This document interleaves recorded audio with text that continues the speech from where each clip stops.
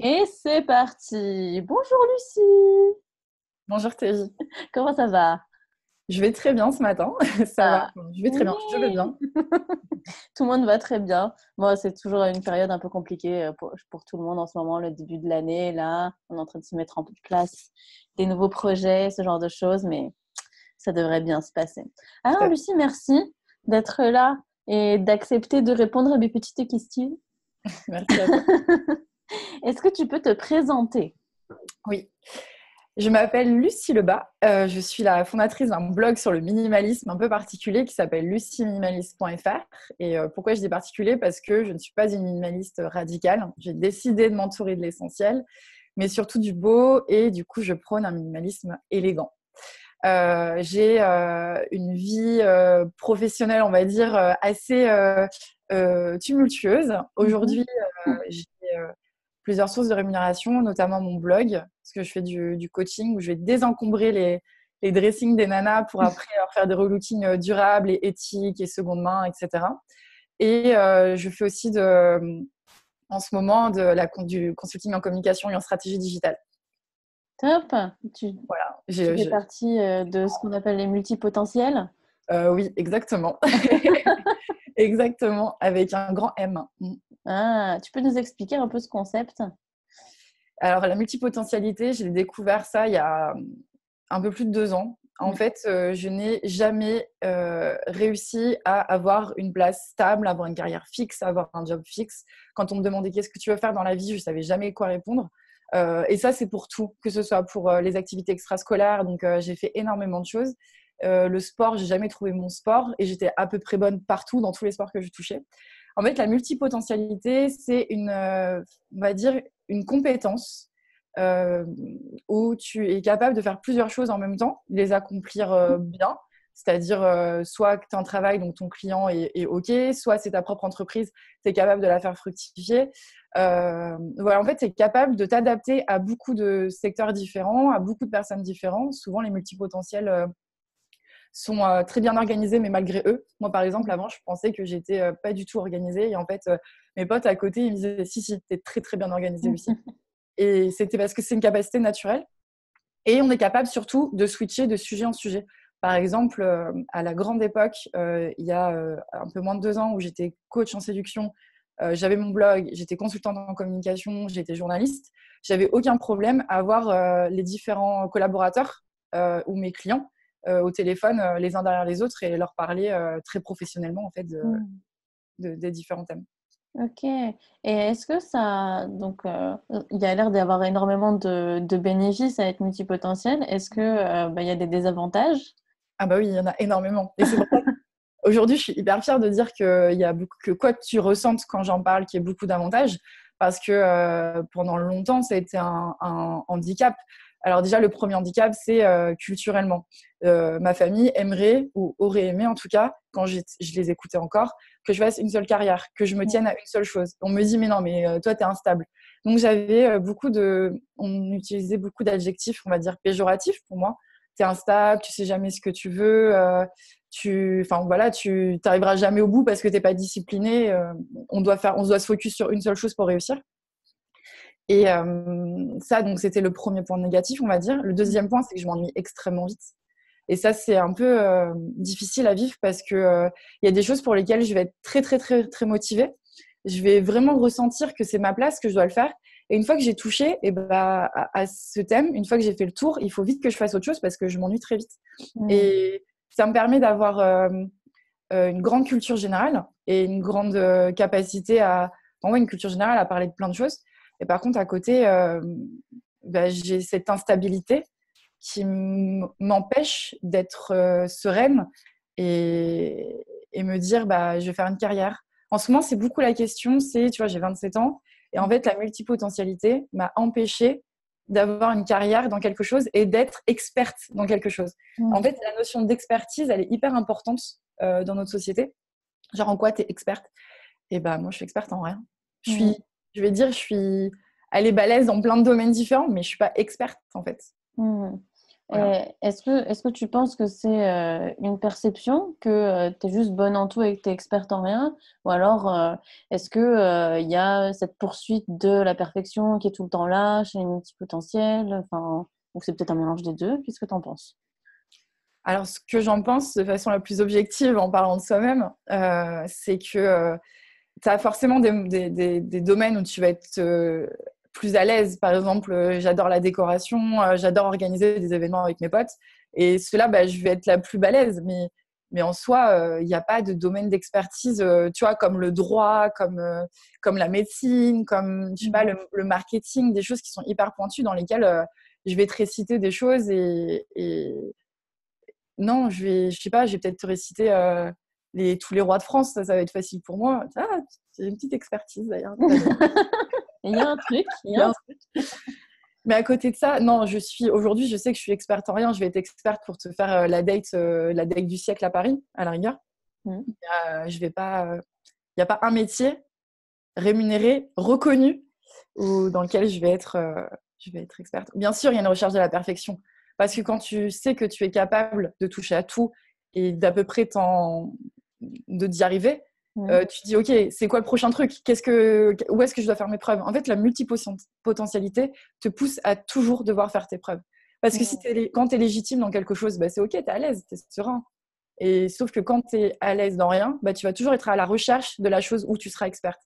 Et en fait, moi, j'ai vu, il faut que j'arrête de me fatiguer parce que je ne serai jamais satisfaite de quelque chose.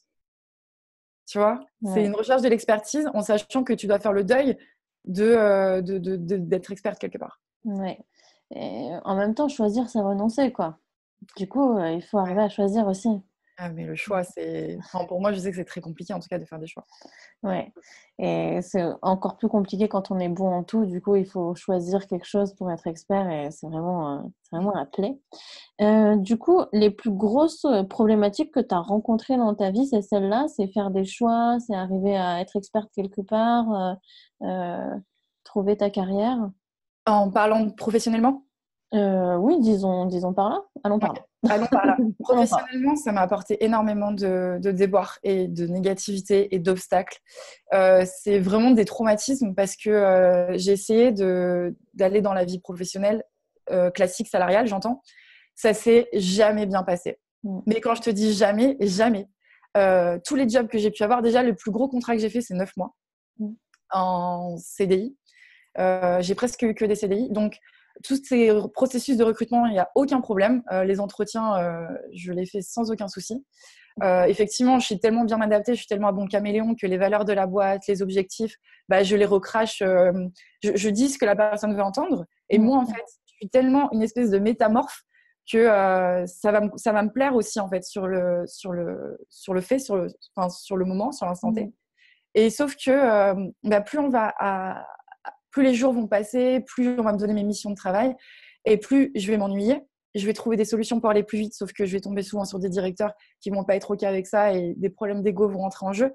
Avant, je t'aurais dit, je suis une mauvaise personne, je suis une mauvaise salariée, je fais pas ce qu'il faut. Aujourd'hui, je suis capable de dire non, c'est juste que le job ne me convenait pas et qu'on n'était pas fait pour travailler ensemble. Mais à l'époque, c'était super douloureux parce que dans ma tête, j'étais pas une assez bonne personne, j'étais pas un salarié assez compétent. On m'a jamais virée, c'est toujours moi qui suis partie de moi-même parce que on me disait bah non, ici on fait pas ça comme ça et c'était tellement sensible pour moi qu'on me dise non, on fait pas ça comme ça que bah, soit je me mettais à pleurer, je suis hyper sensible comme Élise, Mm. soit j'avais envie de partir parce que je me disais bah non, si je peux pas faire ça à 100% et que ce soit bien partout, je peux pas rester en fait. Mm. Et du coup, bah, je mettais fin à mes périodes d'essai où je démissionnais. Moi, les ruptures de contrat conventionnels et les démissions, je ne connais pas. Et les ruptures conventionnelles, pardon, et les Les licenciements, licenciements. je ne connais pas. Je connais que les démissions. D'accord. Et bah, du coup, j'avais une question à propos de ça. Euh, comment cette question qui revient souvent, qu'est-ce qui va pas chez moi et et comment est-ce que je vais faire et ce genre de choses, comment est-ce que cette problématique, tu as réussi à la dépasser aujourd'hui pour plus t'embourber dans ces salariats qui te correspondent pas et ce genre de choses? J'ai envie de te répondre quelque chose que Élise t'a dit aussi, c'est de se connaître. Ouais. En fait, mais je vais aller beaucoup plus profondément là-dedans, enfin beaucoup plus loin. Le fait de me connaître m'a permis de poser des limites. Donc, je n'aime pas les choses analytiques. Je ne vais pas aller vers des métiers qui sont analytiques. Mm. Si vraiment, dans ce que j'aime, j'en ai besoin, alors du coup, je vais développer cette expertise. Mais à la base, je ne vais pas accepter des choses que je n'aime pas et ce dont je ne suis pas faite. Mm. Alors bien sûr, il y en a qui diront qu'il faut minimiser son identité. Et sauf que tu vas pas minimiser ton essence. Hein. Quand tu aimes la créativité, tu vas pas t'amuser à devenir ingénieur. Ça fonctionne pas. Euh, donc il y a eu ça. Et en fait, qu'est-ce qui se passe quand tu apprends à te connaître et quand tu poses tes limites? Tu vas te rendre compte que tu as plein de personnes que tu vas écarter de ta vie. Parce que quand tu te rends compte que c'est plus des désavantages d'être multipotentiel, c'est plus des désavantages de s'ennuyer de quelque part et de vouloir être à peu près bonne partout, que c'est des avantages et des compétences. Toutes les personnes qui te disaient le contraire, tu vas commencer à te questionner et tu vas te rendre compte que ces personnes que tu pensais être supérieures à toi sont en fait des personnalités toxiques. Mm. Et là, tu vas dire non, stop. Alors, c'est difficile parce que souvent, ce sont des gens qui sont les plus proches de toi, que tu estimes le plus et que tu vas croire le plus, hein, ceux à qui on demande des conseils. Mm. Et donc, à partir du moment où tu apprends à te connaître, tu vas faire plus attention, même pas à ton instinct, mais à ce que tu crois de toi, à ce que tu crois vrai, parce que quand tu commences à te connaître, tu as des nouvelles croyances qui arrivent. Et il y a des personnes comme moi qui ne se connaissaient absolument pas avant leurs 25 ans et qui vont commencer à croire en elles, en fait. Et toutes les personnes qui n'ont jamais cru en elles, tu dis au revoir. Et voilà comment ça s'est passé et comment j'ai commencé mon chemin vers une espèce de liberté intellectuelle et même de mouvement et de pensée, en fait. Parce qu'avant, je m'interdisais même de penser que j'étais quelqu'un de bien. Mm. Ouais, parce qu'en fait, c'est très difficile finalement quand on est multipotentiel de trouver son identité avant, tard, surtout quand on n'a pas été accompagné avant. Exactement. Certainement parce que la société te dit, et ça marche très bien chez les neurotypiques, hein, la société te dit si tu arrives à faire quelque chose, eh ben, fais-le et deviens cette personne-là. Si tu arrives à, je sais pas, Ouais. passer les épreuves de pompier, deviens pompier. Le Ouais. problème du multipotentiel, c'est qu'il peut tout faire.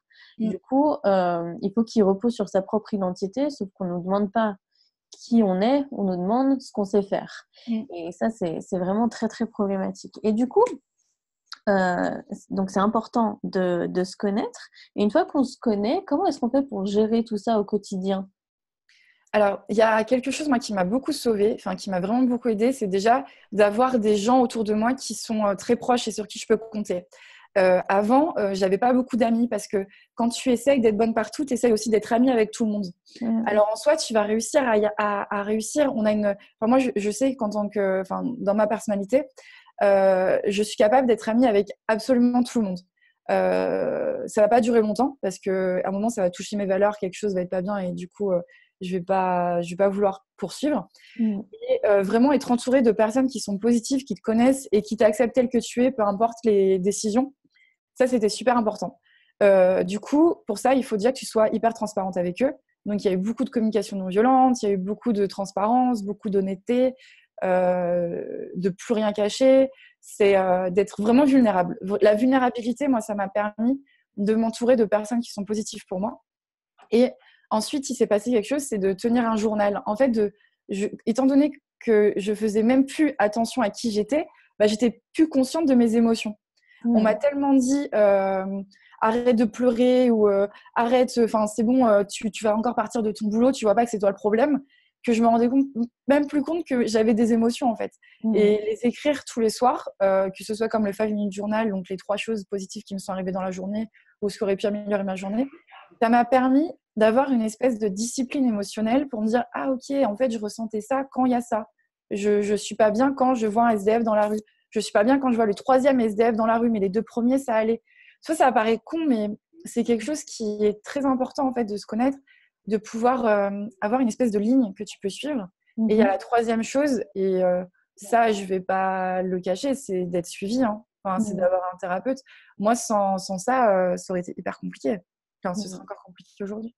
Oui, c'est difficile d'avoir un regard objectif sur soi-même, Ouais.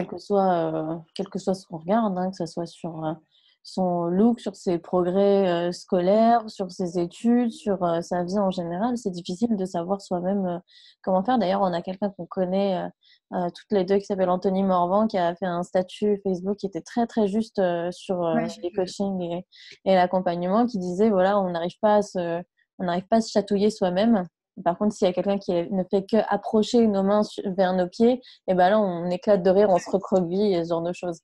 Bah ouais, être accompagné, c'est un peu pareil, quoi. Il suffit juste d'avoir une petite énergie comme ça qui nous pousse vers le bon côté. Donc, c'est top d'admettre que d'être suivi, c'est quelque chose de positif et c'est pas quelque chose de marginalisant du tout, finalement.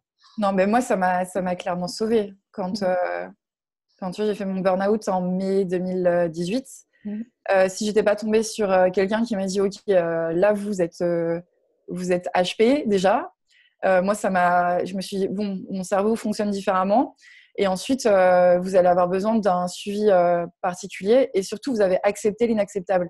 Et quand une personne que j'ai trouvée légitime en mes yeux, parce que j'aimais sa façon d'être, j'aimais son charisme et tout ça, bah, je me suis dit, ah ouais, j'ai accepté l'inacceptable. Et tu vois, cette phrase dans ma tête, elle est restée. Et aujourd'hui, c'est grâce à ça que j'ai réussi Mmh. à continuer.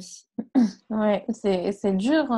C'est vrai que les multipotentiels ont cette empathie et cette hypersensibilité qui fait qu'ils acceptent beaucoup de choses des gens, mais c'est pas quelque chose de mauvais finalement, parce que il y a du bon et du mauvais. Le bon, c'est qu'on accepte plein de bienveillance de gens très très positifs, mais aussi on n'arrive pas à voir tout ce qui est négatif par rapport à des gens qui sont toxiques par rapport à nous. Mm. Du coup, c'est assez compliqué de gérer les deux en même temps, mais une fois qu'on a posé le cadre, ça devient beaucoup plus simple. Mm. Du coup, est-ce que justement, tu aurais des conseils à donner aux gens qui nous regardent et qui se reconnaissent dans ce que tu as décrit? Oui. Déjà, la première chose, on dit à tout le monde, c'est d'apprendre à dire non. Mais d'autant plus pour nous. Parce que tu dis, on arrive à accepter aussi bien la bienveillance que de comprendre les comportements négatifs qu'on peut avoir de certaines personnes. Mais ça va plus loin que ça. On va même aller, par exemple, quand quelqu'un a un comportement négatif envers une personne, nous, on va le capter et on va dire, on va tout faire pour que ce soit vers nous qu'il ait son comportement négatif, pour qu'il laisse la personne tranquille. En fait, ça va au-delà du sauveur. C'est, je comprends que tu as une souffrance. Et je sais que l'autre personne ne peut pas recevoir ta souffrance, tu le fais souffrir, donc je préfère que ce soit moi qui fasse souffrir. Du coup, mon premier conseil, c'est déjà d'apprendre à dire non. Parce que ça va t'obliger à prendre plus de temps à réfléchir, même si tu n'arrives pas à dire non au final. Mais déjà, quand on te demande quelque chose ou quand une personne nouvelle arrive dans ta vie et que ton ventre te dit il y a un truc qui ne va pas, essayer de mettre plusieurs jours, de plusieurs semaines avant de donner ta confiance. Ça, c'est hyper important pour moi parce que ça te permet de moins te jeter dans la gueule du loup. Tu finiras peut-être dans la gueule du loup, mais tu vois, j'aime bien dire l'image. Il y a une publicité contre le tabac qui disait c'était un arbre et tu avais un mec qui sciait l'arbre. Et chaque fois qu'il arrêtait une clope, et ben, il arrivait à scier l'arbre un peu plus. Et tu voyais l'arbre, il commençait à être de plus en plus scié. Et c'est pas parce que la première fois que tu vas dire non, tu vas savoir dire non. La deuxième fois que tu vas dire non, tu vas savoir dire non. Mais peut-être que la 10e fois que tu vas dire non, tu vas vraiment savoir dire non. Et l'arbre va tomber quand tu arrêtes de fumer. Enfin, clope par clope. Bref, la métaphore, moi, cette métaphore, elle me touche beaucoup. Et apprendre à dire non, c'est hyper important parce que tu as plein de concepts derrière. Tu as le concept de qui je suis, tu as le concept de qu'est-ce que j'accepte et tu as le concept de c'est quoi mes valeurs. Et voilà, ça, c'est le premier conseil. Et le deuxième conseil que j'aimerais donner, c'est essayer tout de suite de savoir si ça rentre dans tes valeurs. Pas savoir dire non pas, mais déjà bien de connaître tes valeurs. Si, je sais pas, par exemple, tu es fatigué, tu es quelqu'un qui a beaucoup travaillé et on va te proposer le week-end du siècle ce week-end-là. Est-ce que tu es OK d'y aller ou est-ce que tu penses que tu vas faire ce week-end plus tard? Alors, ça te paraît peut-être nul de dire bah non, je vais pas y aller parce que je suis hyper fatiguée. Mais ok, sauf que si tu y vas et que tu as déjà ta semaine fatiguée, peut-être que tu vas faire chier les autres avec ta mauvaise humeur. Peut-être que tu vas pas profiter pleinement et du coup, tu vas culpabiliser à la fin du week-end de ne pas avoir pu profiter. Et essayer de mieux anticiper et d'aller moins vite. Surtout d'aller moins vite. Oui, aller vite, c'est un gros problème chez les multipotentiels dans tout. Parce que l'apprentissage est tellement facile que il faut faire la part des choses entre eux. C'est super facile, du coup, je vais aller super vite. Et il y a des choses qui doivent prendre du temps. Mm. J'utilise souvent la métaphore de la moisson. Tu peux pas un jour de juin te dire putain j'ai un retard de 3 mois et je vais tout semer maintenant et je vais Mm. tout arroser et demain c'est le jour de la moisson, du coup je vais tout récolter. Ça marche pas comme ça. Il faut s'y prendre à l'avance, il faut arroser régulièrement, il faut labourer régulièrement et à la fin on aura une récolte. On peut pas rusher ces trucs-là. Donc il y a des choses qu'il faut apprendre à aller petit à petit, pas par pas. Mais il y a beaucoup de gens qui d'ailleurs pensent que c'est pas possible pour eux, que c'est pas dans leur fonctionnement. Moi, je pense que c'est pas vrai et que c'est quelque chose qui s'apprend. Après, chacun ses croyances. Ok, est-ce que tu aurais une dernière chose à ajouter, quelque chose dont on n'aurait pas parlé et qui te tient à cœur et que tu voudrais dire maintenant? Oui, les multipotentiels, si j'ai vraiment le conseil à donner, ce serait de trouver votre truc qui vous plaît vraiment. Et moi, par exemple, quand j'ai ouvert mon blog, c'est la première fois que j'ai tenu quelque chose d'aussi loin. Ça fait plus d'1 an que je le tiens et ça me fait beaucoup de bien parce que même si autour, il y a plein de, par exemple, j'ai d'autres boulots, je fais d'autres activités, au moins, je sais que j'ai ça qui me donne une stabilité. Je peux être définie. Et en fait, le multipotentiel, moi, j'ai énormément besoin d'être définie par quelque chose. Quand on me dit, tu fais quoi dans la vie? Bah, avant, je savais pas quoi répondre. Maintenant, je dis, bah, je tiens un blog. Et, et je sais pas, tu peux être basketteur, t'as pas besoin de répondre ton métier en fait, mais juste répondre ce que t'aimes. Par exemple, tu fais quoi dans la vie? Bah, tu réponds, je suis peintre, même si c'est pas ce qui te rapporte de l'argent, mais c'est ce qui te fait le plus kiffer.